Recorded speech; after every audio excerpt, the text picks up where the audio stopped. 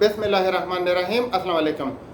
अच्छा, मैं इसलिए हाजिर हुआ नाज़रीन कि आप लोगों के साथ मैंने बात की थी और मैंने बताया था कि मैं आप लोगों को एक लाहमल दूंगा कि आपने फ्रॉडियों के खिलाफ कैसे कार्रवाई करनी है। तो उसके बारे में अभी बात होगी और मैं आप लोगों से गुजारिश करता हूं कि फ्रॉडियों से बचने के लिए या जो फ्रॉड आपके साथ हुआ है उसके पैसे अगर आप निकालना चाहते हैं या हेल्थ इशू के बारे में आप जानना चाहते हैं तो इस वीडियो यानी चैनल को लाइक करें, सब्सक्राइब करें और बेल आइकॉन दबाएं ताकि आपको वीडियो टाइम पे आती रहे और आप बहाबर रहें। तो अपने दोस्तों के साथ भी शेयर करें ताकि किसी और को आपकी वजह से फ़ायदा हो। और इस वीडियो के साथ आपका यानी बिल्कुल मेरा तायद करना या तायद करना आपको बिल्कुल पूरा हक हासिल है। अगर आप चाहें तो मेरे जो लाहमल है, जो मेरे आपको दिए गए तरीक़ाकार होता है उसके ऊपर आप अमल करें या ना करें, क्योंकि इसमें आपको थोड़ा बहुत नुकसान भी हो सकता है और बहुत सारा नफ़ा भी हो सकता है। तो मसला आपका है, सोचना आपने खुद है। मैं सिर्फ आपको एक तरतीब बताता हूँ, अगर आपको अच्छा लगे तो आप उसके ऊपर अमल कीजिएगा, अच्छा ना लगे तो जो आपको अच्छा लगे वो काम इख्तियार कर लीजिएगा। बात यह है कि अभी B4U के बाद कई बार फ्रॉड हो चुका है और वो लोग भी हमारे साथ रब्ते में, जैसे कि अल हयात, जैसे कि कैशवर्थ और बहुत सारी कंपनियां इसके बाद भी यानी PEC वगैरह फ्रॉड कर चुकी हैं। फ्रॉड वो क्यों करती हैं, आपको कौन लुटवाता है, आपको भी पता है, हमें भी पता है। ये वीडियो थोड़ी लंबी भी हो सकती है क्योंकि मेरे बहुत से दोस्तों ने ये बात की कि आप एक वीडियो बनाया करें, उसमें पूरा लाहमल दिया करें ताकि हमको देखने में आसानी हो। तो बात यह है कि अल हयात वाले भी हमारे भाई हैं, वो भी पाकिस्तानी हैं, इन्वेस्टर हैं और गरीब लोग हैं, और जो दूसरे कंपनियों में लुटे गए हैं वो भी हैं। तो मैं सबको आपको एक लाहमल देना चाहता हूं जो आपके लिए करामत होगा और आपके लिए फ़ायदेमंद साबित होगा। करना आपने यूँ है कि आप लोग सब जमा हो जाइएगा और एक यानी कमेटी बना लीजिएगा या अपना एक ग्रुप बना लीजिएगा। जैसा कि मैंने कल बताया था कि तहसील के लेवल पे, तो कुछ लोगों ने बताया कि तहसील के लेवल पे मुमकिन नहीं है, तो आप अपना एक ग्रुप बना सकते हैं और उसमें जितने मेंबर आपके साथ मिलना चाहते हैं वो बना लें चाहे वो आपके डाउनलाइन में हो या ना हो या आपके अपलाइन में हो या ना हो, आप उसको अपने साथ शामिल करें और अपने लीडर के साथ रब्ता करें जो आपका मेन लीडर है, क्योंकि एक नौसरेबाज पूरे एरिया में होता है जो अपने आप को लीडर समझता है। उसके साथ रब्ता कीजिएगा, उसके साथ बैठिए, उसके साथ जरगा कीजिए। इसमें अपने इलाके के एक दो मुआज़िज़ लोगों को अपने साथ शामिल करवा सकते हैं ताकि सनद रहे कि वो लोग आपके साथ चलना चाहते हैं या नहीं चलना चाहते हैं। अगर वो आपके साथ चलना चाहते हैं तो बेहतरीन है, क्योंकि इनको इनके गुरु का पता है, उनके तरीक़ाकार का पता है और वो आपके पैसे वापस दिलवाने में मददगार साबित हो सकते हैं। लेकिन अगर वो आपके साथ ना जाना चाहें तो आपने क्या करना है, जो आपका लीडर है, जो इलाके का बड़ा नौसरेबाज है, उसको भी आपने FIR में या अदालती कार्रवाई में शामिल करना है। तो फिर वो खुद ब खुद उन लोगों के साथ रब्ता करेगा जो मेन नौसरेबाज होते हैं। तो अगर वो आपके साथ चलता है तो वेल एंड गुड, नहीं चलता है तो फिर भी अच्छा है, आप उसके ऊपर FIR कीजिएगा और उनको भी शामिल तफ्तीश कीजिएगा। तो इसका फ़ायदा यह है कि जब वो पकड़ में आएगा तो वो आगे आपका जो तरीक़ाकार है वो पूरा सीधा करेगा, फिर चाहे अल हयात का हो, B4U का हो या किसी और कंपनी का हो। और इसका एक और फ़ायदा है कि आप लोगों का नुकसान कम होगा। फॉर एग्जांपल आपने एक ग्रुप बनाया, उसमें 100 आदमी शामिल है, तो आप लोग कंप्यूटर एक्सेल पे जो कंप्यूटर जानते हैं वो एक लिस्ट तैयार करें और उसमें आपके लगाए गए पैसे, आपका ID नंबर और जो तरतीब होता है वो सब कुछ लिखे। और हुकूमत पाकिस्तान का एक तरीक़ाकार होता है, फॉर एग्जांपल अगर कोई आदमी फ्रॉड करता है और हज़ारों लोग या लाखों लोग होते हैं उसमें, तो आपने फॉर एग्जांपल अगर 10 लाख लगाए हैं, आपने 5 लाख लिए हैं, 5 बाकी हैं, तो आपको हुकूमत की तरफ से सिर्फ 5 ही मिलेगा। वो जो मुनाफा होता है वो आपका असल ही वो समझते हैं हुकूमत, क्योंकि उनको पता है कि ये फ्रॉडियो जो होते हैं ना बोनस वगैरह में यानी रेफरल वगैरह में देते हैं, 5-6 लोगों तक जाता है, तो किसी को अगर अपने पैसे भी मिले तो ये बहुत बड़ी बात होगी। और इस तरह आप अगर 100 आदमी बनेंगे तो आप लोगों को मैं जो तरतीब बता रहा हूँ वो आपके लिए फ़ायदेमंद साबित होगा। वो यह है कि आप एक वकील के साथ बात करें, चाहे अगर अच्छा वकील हो तो बहुत अच्छी बात है, वरना आप ये केस जीत सकते हैं, आराम से जीत सकते हैं, चाहे कोई भी वकील हो, क्योंकि इसमें अक्सर एक तरफा कार्रवाई हो जाती है। जैसे कि राजा रियाज पहले बताता था कि एक केस अगर दाखिल हो तो दूसरा केस नहीं हो सकता, उसका भी मैं आपको तरतीब बताता हूँ। उसका तरतीब यह है कि आप लोग ये काम करें कि अगर आपने नेब में वेरीफाई किया हुआ है और उधर आप जाके दस्तखत कर चुके हैं, फिर तो आप अगर दूसरा केस ना करें तो आपके लिए बेहतर है।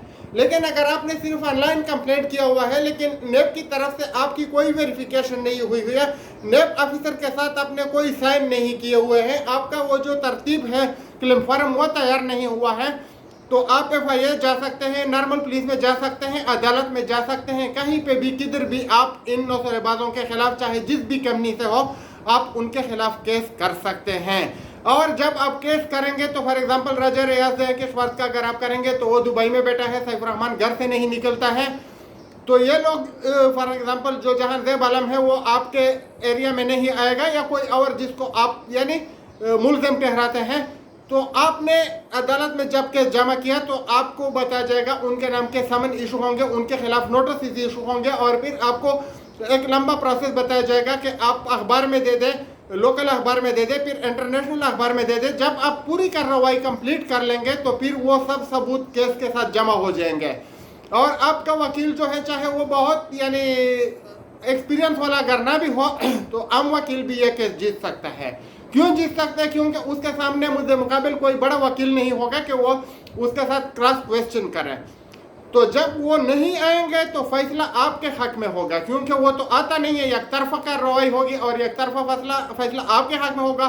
फ्रॉड आपके साथ हुआ है, जज साहब को भी पता है, पूरी इंतजामिया को पता है कि फ्रॉडिया कौन है, मुतासरा शख्स कौन है। तो जब आपका नाम आ जाएगा उस लिस्ट में जो आप लोगों का यानी एक मुतफ़िक़ का वो होता है, केस हो चुका होता है, तो आप लोगों के लिए अदालत की तरफ से एक वो मिल जाएगी, क्लेम फार्म मिल जाएगी या ऐसा कुछ क्लेम तैयार किया जाएगा जिसमें लिखा जाएगा कि इन लोगों के साथ फ्रॉड हुआ है और सैफुर रहमान के ज़ाती जायदाद से या उनके जो बैंक अकाउंट है इनसे पैसे दिए जाए। फिर आप अपना क्लेम फार्म संभाल के रखिएगा। उसके दो फायदे हैं, एक तो अगर सैफुर रहमान के ऊपर आप केस करते हैं तो वो डायरेक्ट आपके साथ रब्ता करता है और आपके पैसे आपको दे देते हैं। तो अगर आपका अपना पर्सनल मसला फॉर एग्जांपल 150-200 आदमियों का हल हो जाता है तो बेहतरीन है। अगर नहीं है तो जब भी नेब का फैसला होगा, चाहे 100 साल बाद हो, चाहे 2 साल बाद हो, चाहे 6 महीने बाद हो, तो आपका एक क्लेम जो है वो तैयार होगा। आप सीधा जाइए और उनको बताइए कि जो हमारा क्लेम है वो तैयार हो चुका है, ये हमारा तरीकाकार है। फिर उनके साथ जो अदालती पेपर लगे हुए होंगे, फायदा उसका ये होगा कि नेब आपके उसको प्रायोरिटी देगी, केस को प्रायोरिटी देगी। फॉर एग्जाम्पल लाखों लोग हैं, लाखों लोगों में आपका नंबर पहले आएगा। आपको मैं एक और भी बात बताना चाहता हूं, इसलिए मैं आपको बोलता हूं कि चैनल सब्सक्राइब करें। अगर नेब फैसला करती हैं तो वो भी फरीू के कुछ लोगों को भी अपने साथ मिलाएगा और तरतीब के बारे में कुछ वो लहामत तैयार करने के बारे में उनसे मशवरा लेगा। तो अल्लाह के फजल व करम से उसमें हम होंगे, क्योंकि हम अक्सर केस का फॉलो अप करने के लिए और अदालती कार्रवाई के लिए वहाँ मौजूद होते थे।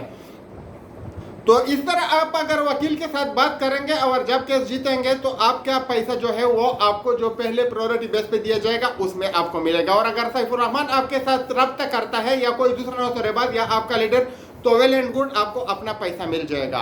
वकील के साथ आपने ये बात करनी है, अगर आप पैसे दे सकते हैं तो ठीक है, नहीं दे सकते तो उसको थोड़ा बहुत चाय पानी के लिए दे दीजिएगा और उसको बता दीजिए कि हम आपके साथ स्टाम्प पेपर पे लिख के देते हैं कि अगर हमारा पैसा निकला है, फॉर एग्जांपल अगर 10 करोड़ रुपए हैं तो हम आपको 50 लाख देंगे, यानी कुछ परसेंटेज उसके साथ, या 20 लाख देंगे या 30 लाख देंगे। अगर 1 करोड़ है तो हम आपको 10 लाख या 5 लाख देंगे, उसके साथ 10% या 5% पे बात कीजिएगा।